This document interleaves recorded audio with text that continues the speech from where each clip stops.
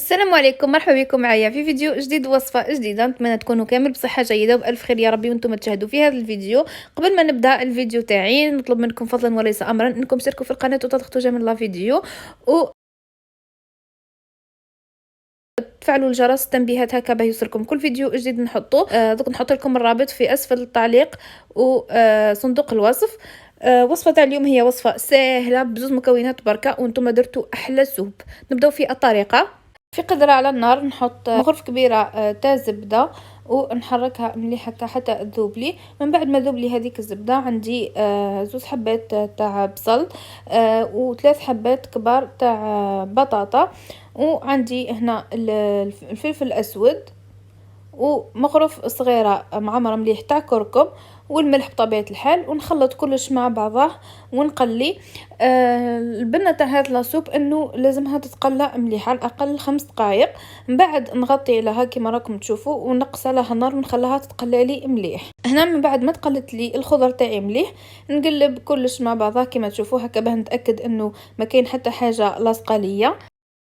ومن بعد نحط هنا عندي مكعب انا استعملت تاع الخضار، ورقتين تاع رند ونمرق. بالنسبه للمنكهات تقدروا تستعملوا الزعتره، تقدروا تستعملوا لي زيرب دو بروفونس او الاعشاب العطريه. انا هنا كي مرقت بإطرة تاع الماء ونقص لها النار ونخليها حتى تطيب في خطرها. هنا من بعد ما طابت لي البطاطا تاعي والبصل، يعني ما تديش الوقت ياسر وهو يطيب.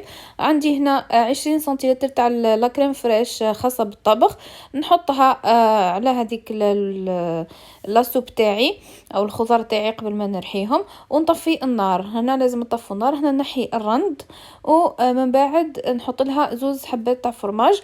اذا ما عندكمش لا كريم فريش تقدروا تستغنوا عليها، ماهيش اجباريه، وتقدروا تعوضوها بصح بمرسوم مليح تاع فرماج، يعني تكثروا شويه الفرماج. مثلا انا حطيت لا كريم فريش وحطيت زوج حبات تاع فرماج، مي نتوما تحطوا على الاقل 4 5 حبات تاع فرماج. هذه هي. من بعد نرحاها وكما تشوفوا هذا هو لا تكستور تاعها. صدقوني انه تجي بنينه هذا لا سوب وصحيه، والاهم انها سهله، يعني ما فيهاش لي زانغريديون ياسر. فيت في وانتوما حضرتوها في رمشه عين، ما تديلكمش الوقت، خاصه للناس يعني للنساء العاملات هكا اللي ما بين الخدمه والدار وكلش حين وجدها فيت في. والاهم يعني قلت لكم بنتها صدقوني انها روعه.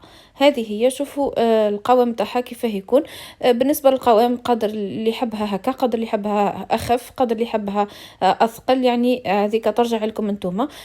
اذا جاتكم ثقيله ياسر تقدروا تعاودوا تزيدوا لها شويه تاع الماء. وهذه هي. نتمنى انه وصفه اليوم تكون عجبتكم. نقول لكم ما تنساوش انكم تشتركوا في القناه وتضغطوا جنب لا فيديو، تشاركوا هذا الفيديو مع حبايبكم. استنوني في وصفات قادمه ان شاء الله. طلعوا في رواحكم وباي باي.